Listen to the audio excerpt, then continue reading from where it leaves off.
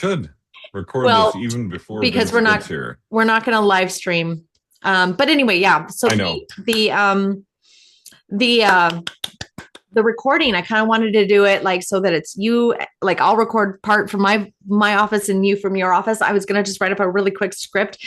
I was going to keep it kind of generic so we could keep using it over and over again, but Sydney's going to insert like the name and make it personal so that every guy that gets this packet from us will have their own video. Right. And it'll be Well, if like, we have a script, like we don't have to, I mean, we could just read it for every author. It's not like we're gonna take on between 12 and 20 books a year, and some of them from the same authors. right. And so that's why I was like, we'll just So, send it out when we acquire them for the first time. And then and it'll be mhm. like they'll have a QR code that I was going to make a card that goes in their packet that says this message will self-destruct, in 30 seconds or whatever, or Yeah. whatever. So they read it, or they scan it and they see. It's almost like one of those, what do they call those when you get the celebrities to come do the videos, like the hey, how you doing, Oh, what are they called? You oh know what I'm talking gosh, about. what is that thing called? You know what I'm talking about. Yeah, But that's I what know. I was thinking, something like that. Like I thought that would Yeah, I be got a friend of mine one. I worked with Samantha Fox, the British, like an European model from the 70s. I worked with her on a book, and so I got her to do one for my friend who thought she was the most beautiful person on the planet. It was hilarious. is she He still? totally freaked out. She's still like touring and stuff, but like she is older and she's definitely had a hard life, Oh, like many female superstars. So I've seen her without makeup, and then when she puts her makeup on, and well, makeup it's she definitely needs the help. is Who are you talking about? I mean, not everyone does. Samantha Fox, we're talking about Oh, shapeshifters. she's European singer and model in yeah, the 70s and 80s. I remember Yeah, that. I know Yeah. her. All right. I worked with her on a book, and yeah, she had a lot of, Oh yeah, shall yeah, we yeah. say, she was Tits, in certain magazines in Europe and Great Britain specifically, where she was not always fully fully dressed, clothed. clothed. So she was a many young man's fantasy at that time. Naughty girls need love. Ah, Yes. look And at she's still Stacey. touring. You She's go. still doing stuff. So Yeah, I know. yeah.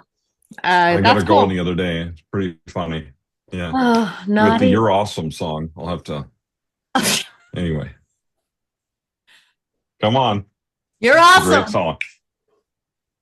No, you're not, dude. Don't lie. Vince needs to watch that song. Anyway, what we were talking about, Thriller Fest used to be, I mean, it was still expensive, but it was relatively affordable. Right. But like everything in New York, hotels and everything have gotten outrageous. I've got a friend of mine who lives there, and he's like, I would not come to New York on a vacation. He goes, you can go to Europe for the same price. Oh, Like the less, hotels are I at think. least as Yeah. much or more. He's Yep. like, you can go to Europe and spend 7 days in Paris or 4 days in New York. Yep. Your Absolutely. choice. Yep. And like, I mean, so when I went to New York, I stayed outside of New York and then just took the train in every day. Yeah. Yep. Same thing when I went to DC because I'm like, I'm not staying there. The Yeah. hotels, the closer you get to DC on the Beltway, Yep. the more expensive they are. And Yeah. it's not that big of a deal to ride a train in there. You don't have to ride that you fly by the traffic and go, look, suckers. Right. And you know, same thing when I go to Chicago. There's a motel I stay at out by the airport.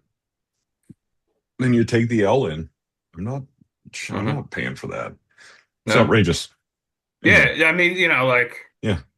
and if I take a guest, because I'm just starting to see this girl, I assume we might be together still. Who knows? And with my track record, but um, it'll be like Yeah. another like $1,500. Like it's just not worth it. You know what I Yeah. mean? I mean, I didn't Yeah. show up at at in New Orleans when I won the Sheamus. So like, it can't be like bad luck or anything like that. I think a lot No, of and people don't show it's up. not really. Well, yeah, the problem is the award doesn't come with a whole shit ton of money that lets you go show up. It doesn't come with It's an any money, award. right? That's Yeah, you get the Yeah. award. I mean, it's Yeah, nice. It's nice yeah, to get an award, but it's like, nice. It's one of the better so ones. there's one in the Pacific Northwest called Chanticleer, and like, what I love about it is that it actually means something. The Right, judges read the novels, they give you feedback, all that kind of stuff. So getting right, an award from them means something, right, right? But there's a lot of people that don't go because it's in this small town, like it's hard to get to. right. So from Seattle, even you have to take a train or a bus or something. And Yeah, then once you get there, then the accommodations are expensive and there's not that many choices where to go, yep, to get a hotel or whatever. So I yeah, spoke at that conference once. I haven't been back since, uh-huh, because I right, didn't make my money back, right. But anyway, Mm. so I love it. It was fun. But So Stacey, is this yeah, is your show now? What? Why? yeah. You're the boss. You're Well, the this is boss. supposed to be the It's writing your life. I show. was going to have It you is like the run writer's this life. in. It Okay. is. It is. This is the Then do you writer's want me to do life. the do you want me to do the intro? Are we Yeah, do recording the already? We're yeah, recording, I'm right? recording. I'm recording. So go fight win. It's already This is recording. your show, Yeah. Vince. All right, all right, all right. Welcome to the writer's life, the place where you get the sight, sounds, smells, tastes of my particular writer's life, and where you get the truth about the writer's life. My truth, anyway. Truth. You know how long it took Yeah. me to memorize that? 3 days. No, like 3 years. Troy will attest to that. So today Yeah. we got some guests. We got Troy Silence of the Lambs Lambert and Stacey the boss Smekofske. Man, I don't know why we're Um, calling me the boss, but that's funny. because you're the Yeah. boss. I'm the boss. And we're She is in some ways. Yeah. Yeah. Yeah. so I don't really have a anything planned out to talk Okay. about. I just thought we'd talk, Well, yeah. like Okay. Let's about chat. Yeah. Well, the we can state of the talk. state. I did get this one thing though this morning from a New York Times article from our pal um, Joel Fishman. Oh, the fish man. Oh, yeah. Fishman, and it's about a new AI that writes romance. Oh dear. And he's Hmm. like really There upset is. about it. And you have to look it up. I didn't get to read the article, but apparently he's upset about it, and I I'm read it. upset about it, and lots of Yeah. people are upset about it. So we could perhaps discuss that a little bit. Well, I mean, And it was so the whole let's talk premise of the about article that. is is it able to write with emotion? Mm. Well, and that's the biggest thing is, so How does an AI know how to have here's the thing, and sex? we can talk about this we I don't can, know. well, I'm when a just man wondering. really likes a Yeah. woman, sometimes they lay down together in a special way. No, I'm sure it's been trained. No, but I mean, we could talk about it kind of in light of like True Romance, our anthology, Sure, because what I see it lends itself. with AI in the way people create books is that no matter what, it still requires human input because there are ideas that AI will not come up with, right? Oh. And that some of them that violate their guidelines. So you have to be using an AI that's operating outside of the what we would call the safety zone, to create some of the steamy romance and stuff that people obviously enjoy in various ways, but also just to come up with ideas like your idea, Vince, for the true romance, the man who prayed for the end of the world, right? Right. Guy prays for the end of the world, gets it, and then, I'm not going to give away the ending, but bad things kind of happen, that he Yeah. perceives at the time as good, you know. Um, you and I both know from having been through many relationships and a few marriages that, romance doesn't always, even though it starts good, it doesn't always turn out, Doesn't always end well. the the way that you want it to. Speaking from a And woman who's been married to AI the same tends to man be for, formulaic. I've been married to the same guy for 30 years, and romance is a nuanced guys. It's so nuanced. Like I don't know how an AI can pick up on that. Like I don't know how. Like, I mean, maybe there is magic behind it. I mean, Elizabeth Ann West has like testified to the fact that like she can write a book better than any author out there. Well, okay, great. My whole thing is though, guys, I'm going to take this from a different approach. And when it comes to AI, because I'm actually in the middle of, thanks to Troy, you jerk, making me write a book. But I have to like deviate from everything else I've got on my plate and write a book for this part of our business we're growing here. And I started outlining it. And this morning I started doing some research. And one of the things that I actually picked up on is a lot of the information that's out there right now is very much focused on, thought, thought authority and thought, bringing forward your face and making yourself more authentic to your readers and blah, blah, blah, blah, blah. But the thing is, it's that now with AI, not only do people not trust big corporations and big businesses, but they don't trust writers and they don't trust publishers because they don't know if a actual human wrote the book. So one of the things that I'm going to kind of take the position on from this point forward with AI is always provenance, like how do you back yourself up and say, no, I'm the author. And I feel like this is something that we're going to have to start doing when we approach writing projects and authorship, because people are going to not trust that things are generated by a human versus an AI. And while authors may use AI to help them, like, and these are tools that I advocate for, drafting and revision and kind of helping you find the holes and becoming that better writer in a faster, more efficient way. So that instead of being laboriously, a hermit for 14 years in your basement, I think that there is some room for the fact that these readers that don't trust writers that are coming out with books, that we need to somehow establish provenance. We need to somehow establish our authority when we write. Well, man, there's a couple parts to that because, and like I've seen it, and we were talking about it when we were talking with our marketing gal about on TikTok and places like that, like just showing your face. Like I saw a guy that, it was one of his best liked and shared TikToks or whatever. And basically all he did was say, hey, I am so-and-so. I'm really an author. This is my face. I'm in New Jersey. This is what I do in my spare time. And he was essentially just proving I'm a human being that created this, not an AI. But I think when it comes to the romance side of things, especially one of the things I always talk about is writing and reading are both thinking and feeling actions if they're done correctly. And I know this from not only from writing my own stuff, but like from reading other people's stuff. Like Vince, I'll read your stuff and I because I know you and know where you are in your life and all that kind of stuff. And I can go, oh, that's Vince right there. Right. That's Vince putting himself into this book, into the story, right? Yeah. And people always put a piece of themselves in every story that they write, in my experience, right? So what is AI putting a piece of in there? And that's the thing. If it's writing the whole thing. That's the thing. As an editor, I can see, guys, it's transparent. When you write with AI and you don't inject yourself, it is really easy to see that because it's so generic. Like everything sounds the same. There's no. I mean, it is. Correct me if actually educate me.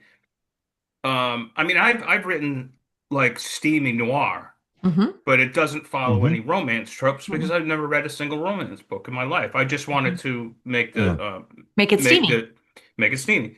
But is romance? Does it follow that much of a formula? Oh yeah, where it's applicable to AI? You're when thinking I started editing, mathematical?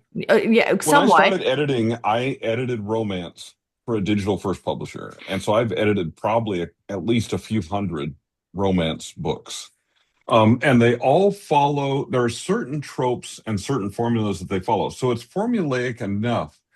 But the reason people keep reading it, even though there's such a somewhat of a rigid formula, especially in certain types of romance. They're hard up. is because yeah, exactly. Yeah, You know, we know what they're doing. Hallmark movies, Regency romance, you know, Regency is especially you have to be correct about the period and the history and all this kind of stuff, right? And it's very formulaic and readers are looking for certain things. But what makes the difference is the characters and how you develop the characters and how they think and feel and react to the different situations. So it's about the characters. If you watch a whole bunch of rom-coms, you'll see all kinds of You'll different see the characters, but same beat. break them down, the beats are all the same, right? Just because AI can hit a beat doesn't mean it can hit the emotional beats that it needs to hit to set that apart from anything else.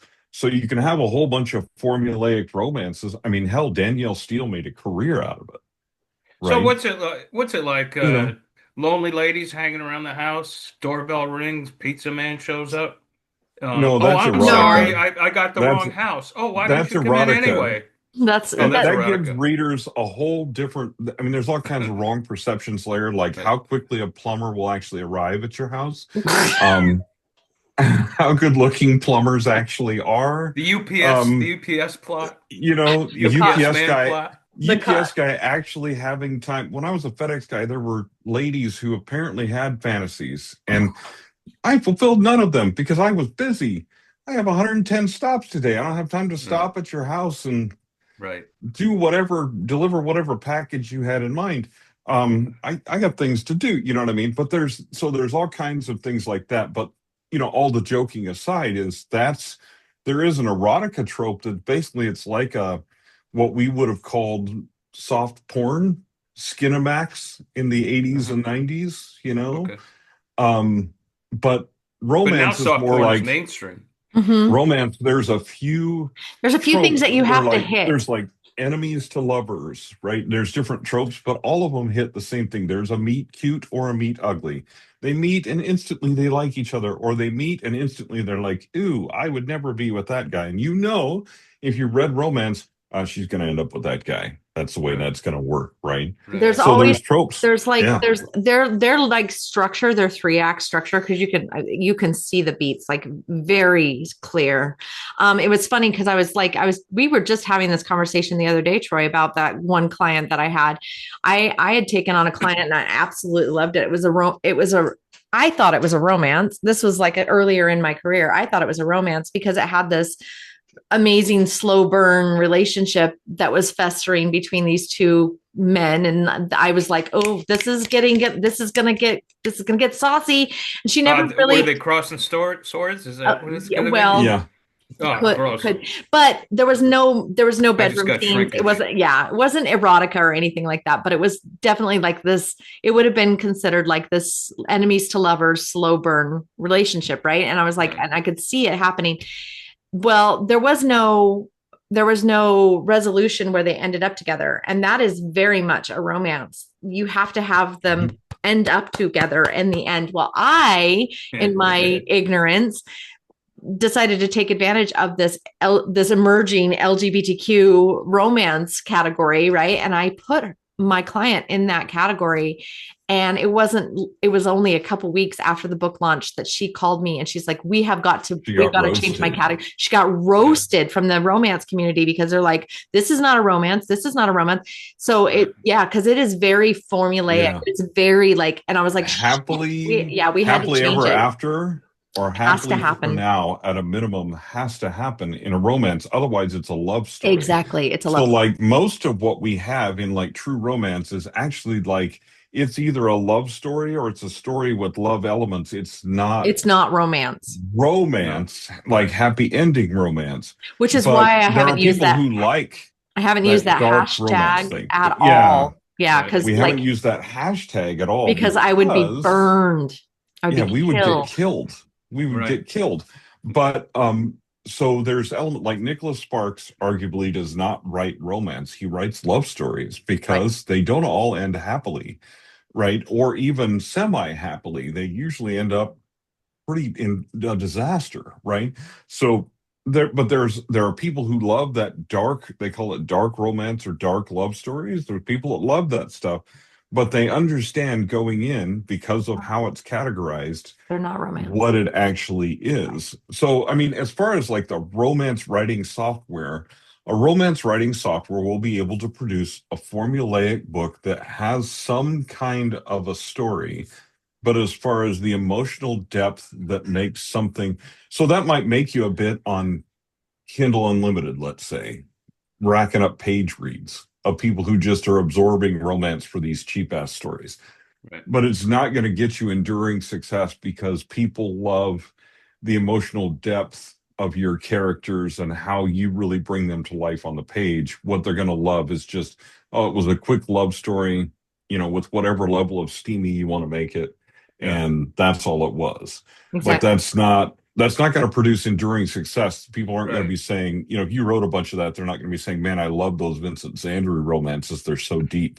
I mean, Right. what makes your career work is the depth and the characterization of your characters, not only your main characters, but the side characters in the stories that we Yeah. grow to like Yeah. and care about. And again, this speaks to that provenance, right? That speaks to that, like, Mhm. that author voice that's authentically you, that comes through when you write.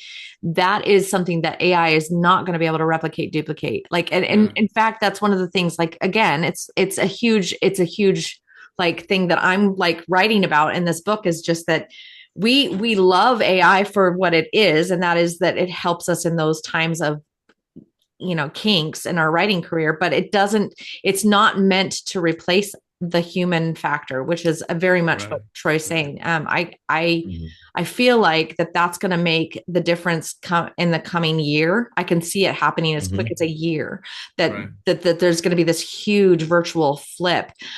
Troy is a ghostwriter, and one of the things that we're trying to do is we're trying to like hedge that into our business with some business people. And I was doing some research this last night, late into the night, late into the night. And I was realizing that one of the biggest issues in the last 12 months has been a lot of these entrepreneurs, business owners, were going to AI to just write their IP, but they're getting slaughtered in the marketplace because it all sounds exactly the same. Right. Yep. Their IP is not. And also some people like the Let Them theory by Mel Robbins, like that thing got slaughtered. If she used AI in that, I think because the way that the reviews are coming out about that is some of it is being viewed as plagiaristic, like some of it is plagiarized. Mm-hmm. Is this a business book? Yeah, it was a business book that was written by this YouTuber. She has quite a following, but the thing is I think that it's because she probably used AI to pump that sucker out. And AI, even early when she published this thing, was a couple years ago, that would have been like, it's very repetitive. It's very generic. It's just, Yeah, and not good. Here's part of it. There are things in AI now that promise to preserve your voice, right? But it's still not good at long form documents or long form fiction. You can write blog posts in your voice and they'll turn out decently, but it's still a draft. You still need to edit it. But as far as generating a book length anything, what's happening with people that are using AI in that way is they're generating things in chunks and then putting them together. And yes, that is very fast. And yes, you can work to preserve your voice in that and add in your human elements of that, but you still have to do that work. You better do the homework. The majority of people that are doing that are not releasing a book 100% written by AI. It's at least 50% written by a human being who takes that AI stuff and turns it into something that actually works. And Stacey, so I think but romance is formulaic enough, and even like cozy mystery is formulaic enough. You could get an AI to write you what I would call a decent draft with no human elements in it that you need to go back and add to. But for me, first of all, I like the drafting process. So I don't want AI to draft my books for me. And in the editing process, you have to do so much editing to bring out those human elements. To me, you might as well just write it in the first place. Like you're not saving a lot of time. So the thing, you have fun writing. I mean, right, exactly. I mean, what's the point? Right? Like, what's the point of being an author if you're not doing if you're not right? Like that. Yeah. Well, yeah, because I don't do it for the money, as I've said before. Like I can go get a job as a middle grade, like Vince and I were talking about a while back. I can be a middle school math teacher and make this much money. Mm-hmm. I mean, if I want to put up with middle schoolers all day and inspire the youth, Yeah. you know what Well, I I mean? mean, Get strep throat once a year. yeah, Yeah, right. exactly. But So, look, I finished a book today. I finished the new Steve Jobs today, oh, and Yeah. okay. I'll tell you, I did a 2-hour session early this morning. I had no idea how that book was going to end until I wrote it. Yeah. No clue.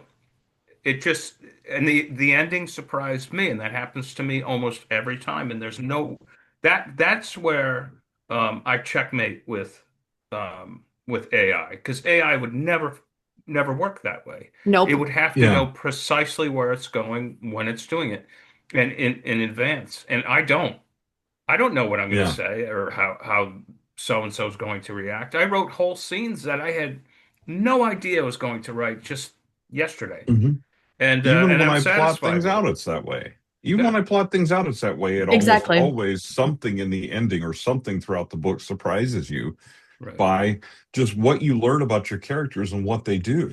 Yeah, I often tell the story of where somebody had a quote in a review of one of my books, and I was like, "Where did you get that quote? That was really cool." And she goes, "Dude, it was in your book." And, I didn't know I wrote that quote. I didn't know yeah, I would. Sounded way smarter than me. I mean, yeah, you know what I mean? But yeah. like that happens. So, and I've been talking about this a lot lately about kind of that auto write thing that happens to us where we just fall into this zone of writing. And that is not what AI is doing. You know, AI has to have direction that's, here's the thing too that I think that AI might. I mean, this is why I can see this in 12 months happening, because it's gonna be a flip. There's already studies I'll coming be out right saying back. that. Oh, okay. There's already studies coming out right now that are saying that ghostwriters in general are becoming, like, they're on the rebound, because they were declining in income because they were getting less and less jobs, but they're actually on the rebound now because, again, people are like, wait a minute, no, we need a person here. Yeah, Um, I was ghosting for this company out in California, out in LA, yeah. and in fact, Troy was their editor. I got Troy Mm-hmm. the job, right? Right. And the rule was absolutely no AI. If you write AI, you're Mm-hmm. fired. That's it. Right. 3 or 4 months later, he's like, "Oh, sorry, we're using AI now." Yeah. The And I problem, guarantee you, he's going to come back he's going in to a come few back. months, and he's going to be like, "Our clients are not liking the AI stuff." Yeah. Yeah.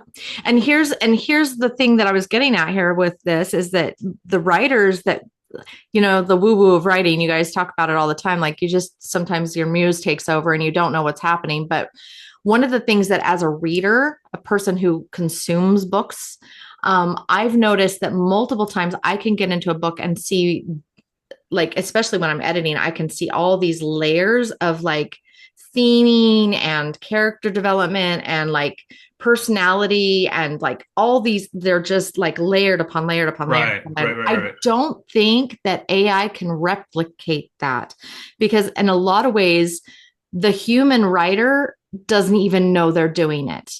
Right. You right. know, I doubt that Some, Hemingway sat down and when he wrote the story about the woman killing her husband out in the safari, I seriously doubt that man realized how Right. many layers he wrote into that The story. Short Happy no, Life of Francis McCumber. Thank you. I could never yes, remember the name of that. I yes. love that story, but yeah, like, I doubt Well, he knew all the What a and great layers. story. What a Vince great and I have story. talked about Great this story. in that some of this can be taught, like a certain amount of storytelling can be taught, but there's a certain percentage of it that's talent. Right. And so This the guy. problem Yeah, is, that guy. The one that's I nominated for the award. That yeah, guy. I hear that guy's got some talent. I've read a couple books of his that were all right. Yeah, keep it coming. Yeah, keep it coming. Keep Yeah, it yeah, yeah. coming. The ego But you is know what I mean? fluffy. My Like, look, show. Keep it coming. Yeah. some of it's talent and some of it's taught, but like Some of it's we're pure not gumption. machines. We're I not will say that machines. too. But yeah, Because no. sometimes we're sitting here writing. In fact, Right. when Stacey and I had the experience this week of having that one of our clients like Which work a one? situation into a book that we recognized, Which one? the ones in Wes's book. Oh, dang it. Yeah, he wrote me I into know a I damn brought that up, book.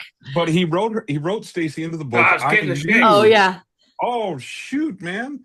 That's why I got Irish coffee in here already, and I'm You're headed to a you're party after this. yeah, it's I'm But just five anyway, kidding. it's I'm five not. o'clock. I'm It's not. 5 o'clock I'm then. not doing this. It's too early. Too it's early. too early. You can just, It's a it's only prop. 3 your time. You It's got a only couple hours. it's only Yeah, 1:40 here. it's a But prop. no, I mean, AI is, there's times when we're sitting down to write and things just come out because that's what's going on with us right now, right? I mean, that's how it comes out sometimes. And so it's not that we're like scheming or machines like with this rigid idea of this is You're the always book and that's scheming. what's going to come out of it. You know, it's Silence not. of I the mean, Yeah. lambs. now, I mean, I have a story that the start of this book is a people who know me and know intimately the situation that happened, they go, I know what you're writing about right there. And I'm like, yeah, that's actually kind of a real situation. Only didn't end up with me killing someone like that one ends up with the guy killing someone. But, you know, I there might be a certain amount of personal fantasy involved in the writing of that first part of that Troy, book. You know what Troy I was a mean? ruffian in his day. I Oh, mean, well, but it's I mean, okay. you It's know what I'm like the saying book is there, the book I'm writing you about know, killing my mother-in-law.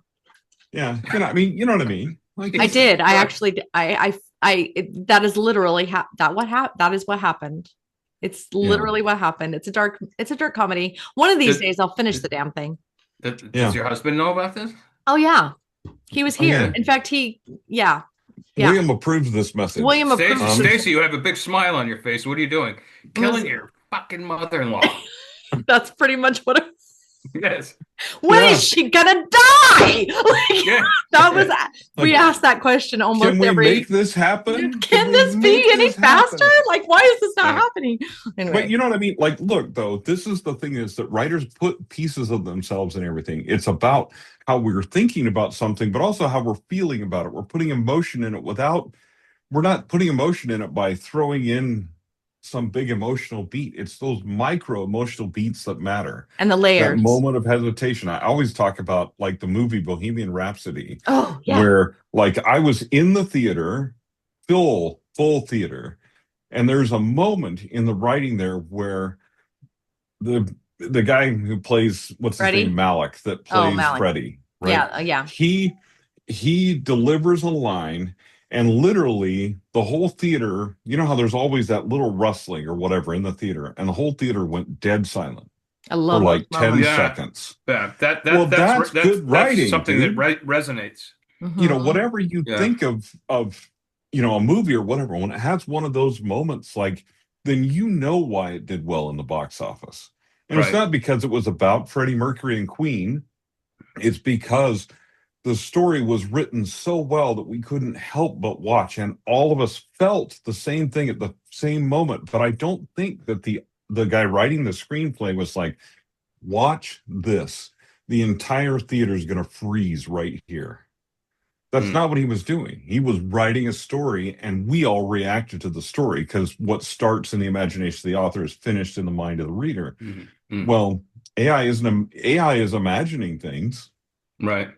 I mean, it's hallucinating, it's imagining things, but it's not imagining things in the way that people Yeah, imagine that's what I was things. going to say. It's not the I, same as when people imagine things. I just finished watching a Joe Rogan episode with Matt Damon and who's his cohort? Um, Uh, Oh, Ben Affleck. Ben Ben Affleck. Affleck.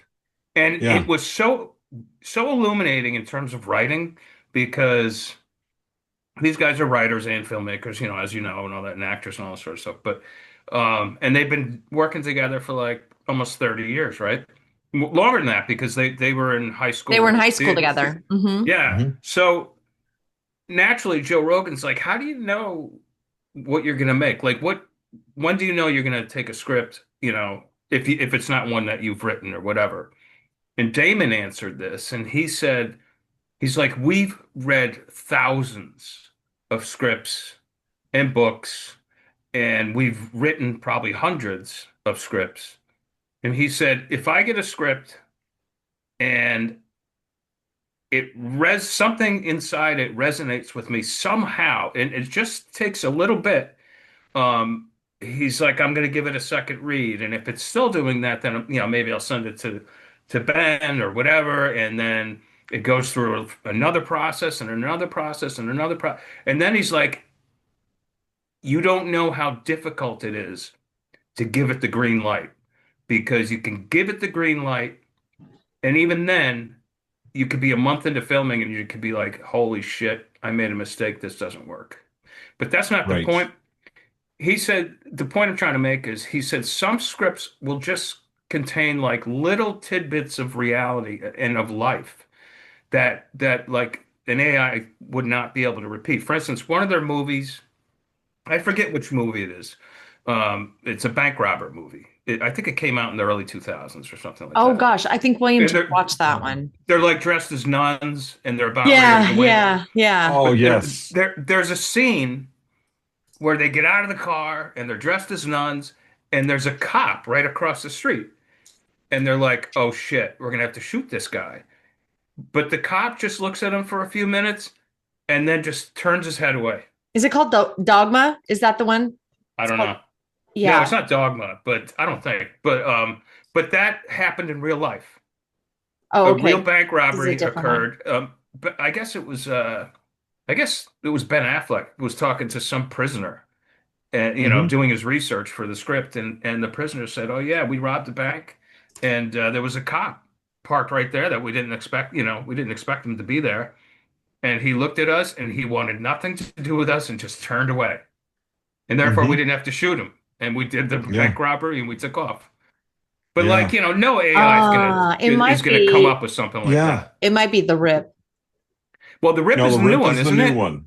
And The Rip is the new one, and The that Rip is one's the new pretty one. Because good. it's based on That a corrupt cop.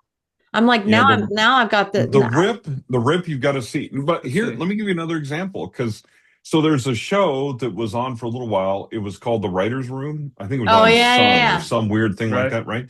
And they had Vince Gilligan, and they're talking about Breaking Bad. Oh, awesome. I would love to see that.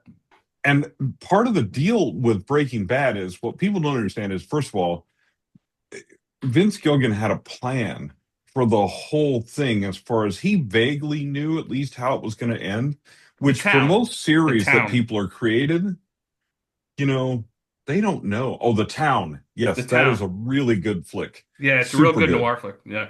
Good noir. But anyway, but I mean, he knew, and then he planned out when he was planning each season, he knew kind of like there was a structure to kind of the whole thing, but he never thought it would get made. He's Mm. like, he wrote something that he wanted to see, that he Right. wanted to read, and he thought there's no network that's going to pick up a crazy film about a chemistry teacher who becomes a I've heard meth that. Yeah. dealer. And then yeah. I've and heard then stories about halfway that. through he's not a chemistry teacher anymore that you feel sorry for, but he comes in, he said, I am the one who knocks. And you're like, oh, fudge, what in the Right. heck's going on? And then you have the dark moment of the story when he realizes how far he's gone down the wrong way. When his wife wheels up the door of this, she says, if you had 20 car washes, I couldn't launder all this money. And she rolls up Right. the door of the storage unit, and there's a pallet of money A sitting there. palette. Yeah. And Yep. we're all like, we cannot even comprehend what it'd be like to open a storage unit, see a pallet of money like that that's ours, but that we Right. can't use because we can't, it's all dirty drug money. We can't clean it, we can't use it. So Right. he's gone beyond leaving a legacy for his family because he has cancer to Right. being a kingpin and causing Yep. just all kinds of hell all over the place. But anyway, the whole Right. but the whole idea behind that is like, first of all, AI couldn't, more than likely would not come up with that idea. Second of all, the feelings that we feel at those moments are feelings that Vince and the filmmakers wanted us to feel, Right. and they made it happen. And AI is going to have a hard time doing that. And I'm not saying you aren't going to be able to make films with feeling with AI, but it's going to require human input. I will You know also what I say mean? that AI might try to contrive a situation where that happens. They might like try to like formulaically with ones and zeros try to create that or construct that in some way, but it still is going to require like that human input, right? It's still gonna you can't Mhm. there's no way that like I can't see this AI fully written AI movement happening or having any kind of longevity. And the reason also lies with our readers. Readers are not going to readers won't put up with it. readers are Nope, not a chance. When you were heating up your coffee, Troy, Stacey pointed out that, and this pertains to you and I when we were ghosting for our client out in Oh LA. yeah, for Tony, I heard that part. Yeah, yeah, Yeah. Oh, you did? Yeah. yeah. That like I don't know for sure, but I bet you he starts coming back. You know, he'll Well, come yes, back and say like, because I need your and talent here's again or whatever. why. at least Like I to have, do some deep dev writing, you know. well, yeah, I mean, I have used AI to create drafts of blog posts and things like that, right? But I have never. Here's been my experience, even with tools that are totally designed to do this, right? They're designed, it's wrapped, it's got all kinds of prompts behind the scenes designed to write awesome blog posts, right? And it only does to a certain extent. I have never had one that it spit out and I said, wow, that's perfect. Let me just put that on my website or let me just submit that to somebody. Not one time have I had one that I didn't have to edit. I mean, Right. so I can't, I mean, and like I say, most of the people I talk about that you talk to that use AI for writing are doing the same thing. They're editing, they're putting time and effort still into it. Now, it may save them time. I mean, it saves me time to write a draft of the blog post that way, but it doesn't save me entirely from doing things to it to make it actually work. Because the primary rule is it has to work, right? Right. But the person it has to work for is not for me, it's for the people who read it. Right. Right. So we have to take that into account. And I'm seeing an increasing number of readers who are there's just this there's things on Reddit and all kinds of places where people are just talking about AI slop and how they're doing everything they can to avoid it. In fact, one of Right. the things that they're looking for are Yeah. for the mistakes. They're looking for the mistakes. If the perfectly polished manuscript, they're going, Oh, video editing too yeah. of podcasts and stuff. So there's Descript and other programs like that will take all the ums and ahs and all the filter words that we put in there and take those out. And the AI is pretty smooth at smoothing the video to go with that now. I mean, it's gotten pretty sophisticated, but what it creates is an almost perfect blog post or almost perfect podcast or whatever, right? And people are like, but then you don't sound like people. You're just a robot delivering information to me. I was just going to say, who wants that? That's exactly it. Like that's the problem. Nobody does. Nobody does. Some of the biggest thing we talked about tools on our podcast this week, and one of the things that's happening is people are creating AI tools to solve problems that are not problems. They think they're problems, but they're it's not. not a problem. That's a great way to put it. It's not a problem. Precisely it. Yeah. So when you look at tools, I go, what problem is this solving for me? Right now. You know, right this now. Add the right now. May be a problem that's solving me being able to create video trailers like you and I were talking about. Being able to create video trailers that are decent without spending a fortune of money. Yeah, okay, that's an awesome use of AI. I'm not taking jobs from anyone because I'm not going to commission someone to create a video trailer for me that's going to cost me thousands of dollars. I'm going to do it on the cheap for a couple $100 using AI, right? But I still inject my voice and human elements into it so that because that's the way it feels, right? I want it to feel a certain way. So I have to inject that feeling into it. If I just let the AI do it 100% by itself, it's trash, it's garbage, right? It's just slop. Right. So, I mean, I think so it solves a problem, but like realistically, if I just didn't have AI and couldn't create video trailers, I just wouldn't do it. I need to point this out. Like, okay, so my daughter who's into video production, right? Like that she runs Mirrorwoods Productions and she's loving this life of, video. Anyway, her jive. She was recently commissioned to do an animated book trailer for one of my clients because she's got this beautiful children's book that she's done, and she kind of wanted these like characters to kind of come to life a little bit in a book trailer, right? So my daughter, she had to employ AI because she didn't have the animation chops and she didn't want to hire the writer or the illustrator for this book doesn't animate. He just illustrates. So she wanted to like keep his same style and his same, voice in his illustrations and kind of just make them move a little bit. So she employed AI. You should see how many outtakes that she has for creating this 18-second trailer. It is Wow. it is literally like hundreds of these little outtakes. And what she ended up doing and learning from this whole process is that every little piece that she injected for this, it wasn't created by the AI. She had to go in and take, okay, I'm going to use this little piece and I'm going to put it here. This little piece from this AI and put it here. And this little piece and put it here. And she had to put the video all together, and then all the sound, everything. Like, she had to do everything because the AI couldn't create that. And it took her a couple weeks to do. What's crazy about that is people think, oh, well, I'm just going to go tell the AI to do this thing. And they don't realize that that thing is going to be imperfect. Even with the most advanced, amazing, deep fakes that are out there, I guarantee you there's editing involved, because you cannot get a perfect I'll give image. you an example. And it is Kling 3.0 dropped the other day, which is a new video model, and it's amazing. It's probably the most amazing advancement in AI video image right now. Video. Yeah. Right. Okay. It can create sequences and stuff like that.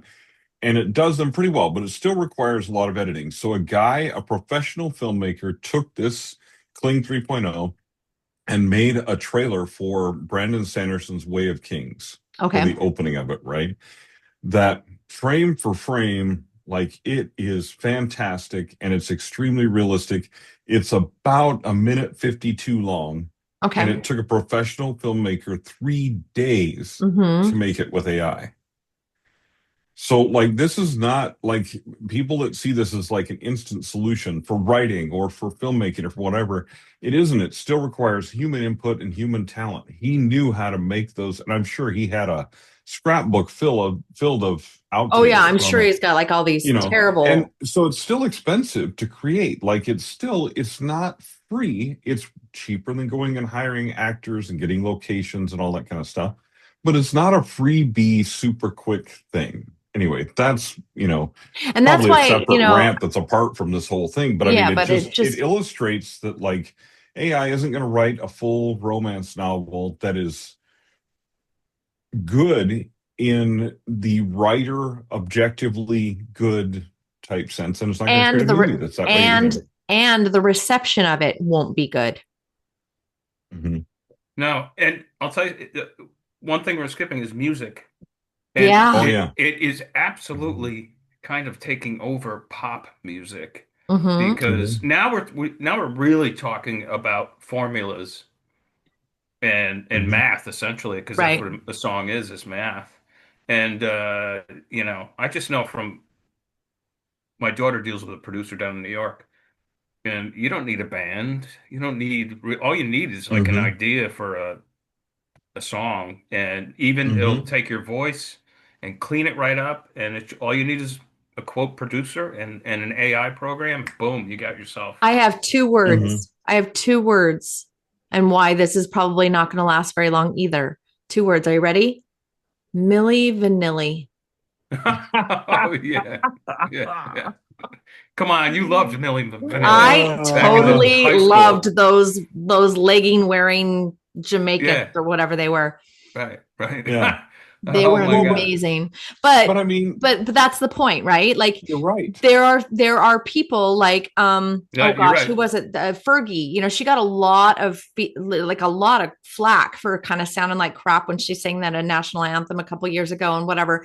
Anyway, she can rap, right? She's really good at what she does. That's why. But I mean, she's not the best singer out there. There's a thing called autotune, people, but she can still rap, right? And so she recently did a concert, and to prove that she wasn't lip syncing, she was putting in some raps inside that rap that everybody knew.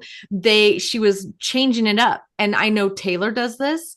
To prove that she's singing live, they'll say things into the mic in the middle of a song. They'll let the breaks happen. They'll let the mistakes roll. They don't try to cover it up. And the reason is because they want to prove to their audience, this is me. I'm the performer. You paid to put your butt in the seat to see me happen. If people are creating AI music, what the hell are they looking at and seeing and following? And that's the thing. People crave connection. That's why I don't think the music Also, thing will even I didn't work. even like. I didn't even. Sorry, Troy. I don't mean to interrupt, but no, go ahead. I didn't even like the final, what was billed as the quote, the final Beatles song. Yeah. Oh And it yeah, won a no, Grammy. Michael And Jackson's last one too. They did the same thing with Michael Jackson, yeah, remember? I was against it. And I And think the Elvis. song, I'll be honest, yeah. I think the song is not up to Beatles Hmm. Part beat, of you that know, is Yep. comes again down to the thinking and feeling part of it. So some of the feel of music is knowing that at that moment in the bridge, the musician slows things down in an intentional way that doesn't fit the math of a right. perfect song, That's but so that we true. all Yep. Yeah. love because the emotion speaks to us. Right. So if you have a mathematically perfect song, it's like having a grammatically perfect book. Right. Okay, And one it's of the that great, sucks. right. One of the That great things sucks. about one of the great things about the Beatles was, if you listen to the White Album, Oh for my instance, gosh, right?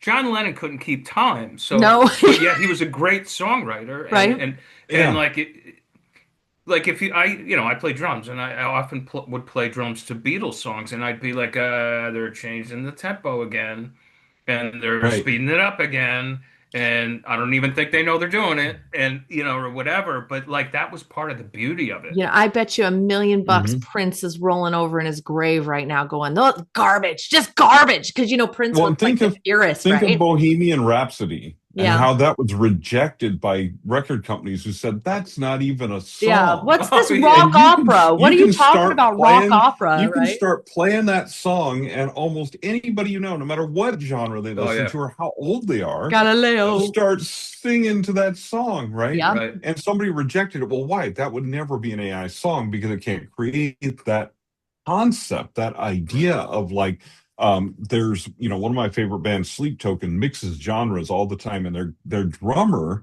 uses a very gospel sounding drumming style for rock and hard rock. And even when they move between genres, like his drumming is really like, drummers are like, what in the world is this dude? Right. So it's not something that like you're going to see an AI come up with and say, oh, I can imitate that type of Still drumming, 100. because drumming is not, well, as you know, Vince, is not just a mechanical It's not. keeping perfect rhythm. But it's but it's It's beyond not. that, guys. It really is Right. beyond It's that. We're, it's we're it's really talking about feel. connection. It's feel. Yeah. It's it's Yeah. it's the human connection. Interpretation. It's Right. the art that you Hmm. put One into of it. one Yeah. of my favorite artists right now, and I don't even listen to him that much, but I love him every time I hear him, is Louis Capaldi. And one of my favorite videos, like, it drives me to tears every time, is one time he was on he has a tic, or he has anxiety, right? Like, but he also has he's like autistic or something. He has like this weird tic.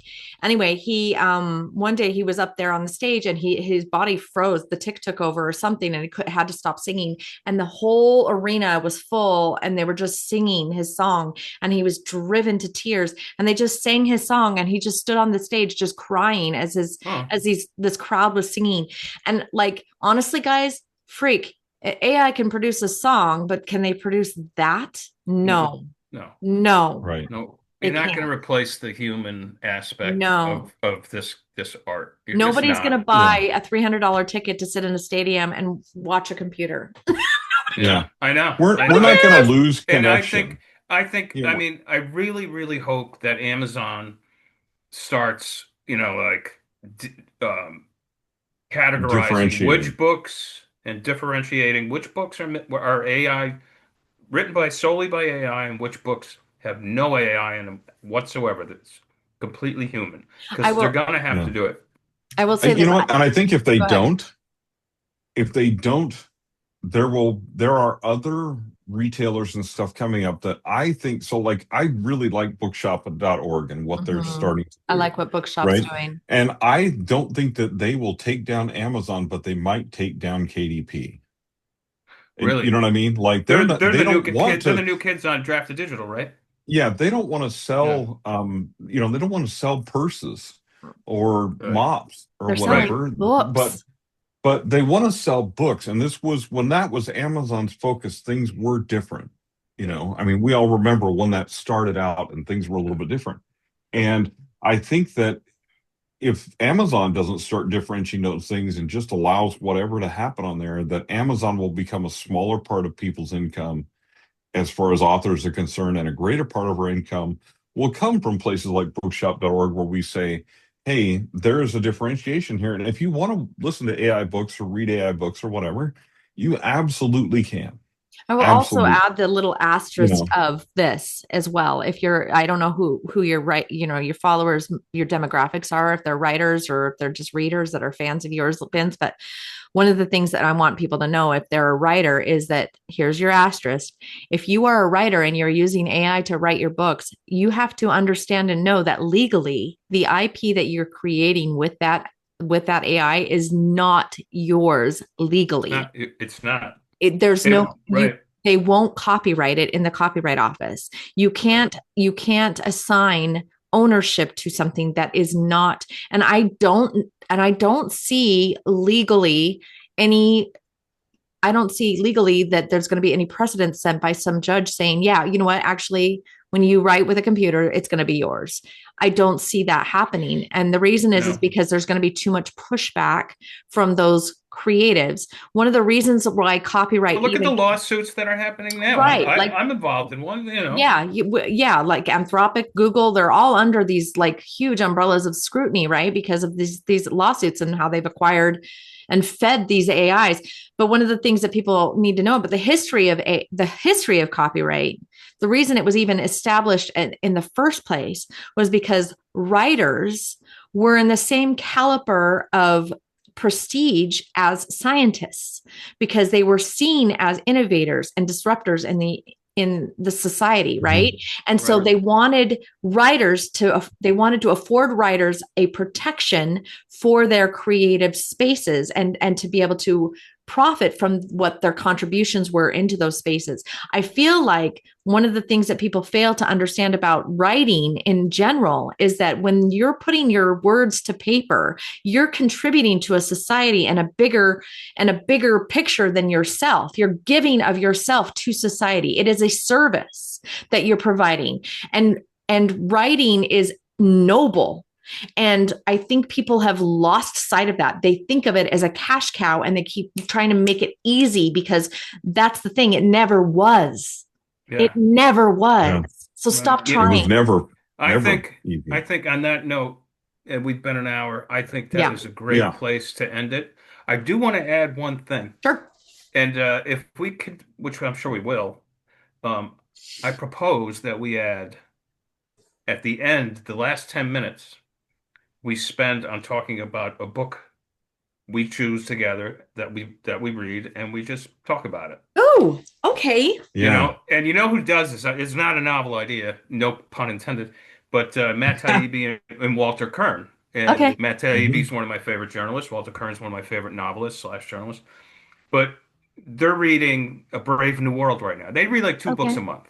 Or, oh gosh, I wish I could do that. But pick up A Brave New World and read it again. It was written by Aldous Huxley 100 years ago, and you will swear it was written yesterday. Okay. Like I don't know where he got this. This guy saw into the future, and it's so convincing. It's incredible. Everything from the architecture he describes to the scientific experiments they're describing to the culture of the day that they're describing. That he's describing, I should say. It's just uncanny. I'm having the best time reading it. And I remember in high school reading it, I'm like, this is a drag. You know, you're just you're thinking about girls and football and all sorts of stuff like that. But now that I'm old, I'm like, wow, this is incredible that this book was written then. So maybe for the next time, you guys, we'll propose a book and then we'll take the month to read it or whatever and give it a 10-minute talk. We should at the end of every video. Absolutely. Okay, I'm buying it right now because I don't think that is like. All right, Stacey, I would say, it doesn't necessarily have to be a noir or a hard-boiled book. It can be anything you want so long as it's not too boring, like The Lime Tree or something by John Knowles or something. No, Stacey, we won't do that. Stacey, you pick the first book, and you don't even have to pick it now. Or no, actually, let's if do you can think of, if you can't think of something now, then like our listeners can start reading it with us, and they can chime in on the chat or whatever Yeah. when the time comes. Okay. Well, um, okay. Well, I don't know. I like dark comedy mysteries. Um, Yeah. It there could be was from any era. no, this was a good one. I don't know if he's Australian or what. Oh gosh, I can't remember the name of it. It was everyone in my family has killed somebody or murdered somebody. Well, use your phone to look it up real quick. Let me look it up real quick. Yeah. Everyone in my family has killed someone. That's right. Is it really? That sounds great. Yeah, that's what it's called. Everyone in my family has killed someone. Okay. I have to write this down, ladies and And it's just it's contemporary. It was just published. Benjamin Stevenson's the name of the author. It was just published in 2023, I think. Everyone in my family has killed someone. It's book one of four. It's just a fun, like I was looking for a dark comedy to kind of like put me in the mood about writing about my mom again. And this one was fun. There's flaws. And so again, I don't want anyone like, excellent. I like the flaws. I like the Okay. flaws. It's short, fast, easy, fun, funny. Like I was laughing my butt off a few times. Okay. So, I'll start it tonight, and when It'll be fun. we'll try to do a more set time, like Mondays at 3 o'clock or whatever works for you guys. We can talk Okay. all about that during the Sounds like fun. week, Okay. so that Cool. people can expect us to come. They can anticipate when we're going to be on. Okay. I'm also gonna say like this plug here, guys. There's an upheaval right now going on in Hollywood. And I'm so proud of this guy. He doesn't know who I am, like doesn't have a clue who I am. His name is Markiplier. His name is he's got the weirdest last name in the world, but he's done a movie called Iron Lung. It's just in a few theaters, but he has like upended Hollywood a little bit. And I think he's got them a little bit scared in their boots right now because the whole reason he even got into theaters in the first place was because his audience demanded it. And he has become number one in the theaters for almost, I think I don't know if he's going to be take the weekend this weekend, but he was nearly number one up until the last second. Send Help took over last weekend. But the fact is he's only been in like 100 theaters, whereas Send Help is in all of them, right? Like, right. So he's shaking it up. What I wanted to say about this in particular, and what it says to us as authors, is that it doesn't matter what you think the consensus is. Sometimes the corporations, the publishers, the big editors, the people who write news articles, they try to shape who and what we should be approving of, or that we should be, who we should praise. And I think that Markiplier's movie proves that it doesn't matter, that you make a difference, and that what you create in this world it matters to enough people that the big corporations and those people that try to shape and change who we are and what we're thinking are learning that this is a brave new world, just like your, right. like hey, Troy, I don't know about you, but when Stacey's on a roll, she makes me cry. Oh, stop it. I'm telling you. Stop it. Does she make you tear up, Troy? Does she make you tear up? It does. And you know what I did? So I went and bought that book, but I'm buying it on Apple Books. I'm not buying it on Amazon. Buy it on Apple Books. Good for you. And Troy, before we leave, update us on the True Romance. Oh, yeah. Oh, so True Romance, where are we at? We had a backer this morning. We're just over $800. We're about $200 away last time. We're going to hit it. We're going to hit it. Let me double check and see if we hit another we need more backers since then. We need backers. We got a backer number 11, so we're 804 right now. We just added a really fun tier, like a reward too, you guys. Like, this is a really fun one. We added that you get to be a theme architect. We are giving an add-on where you can actually buy into a vote or have a vote in creating or picking the next theme for the next true anthology. So it could be, whatever that true anthology is going to be. So you're going to get to have a vote or a say on what you want that next true anthology to be. So I'm excited about that. Yeah. I thought I picked them. Well, you get to vote. I told Stacey we already had some picked, and so I told her we have to give them a list. We're going to give them a list, and they're going to get to vote on what the next one gets to be. Like that's their. But that's when we fund and those people who went with that tier. So if you're the only one that goes with that tier, you might have a huge say. In what we do next. Yeah, so long as it's true Western, then it's good. Then it'll be great. As long as you vote for True Western, that's awesome. Perfect, right? Yeah. Exactly. All right, everybody. Thank you. All right. And thanks, guys. Thanks to everybody else for. Sorry, this wasn't live, but you can watch the tape and watch the tape. Yeah, and everybody, thanks for showing up. And ciao, ciao. Ciao, ciao. Ciao. Bye.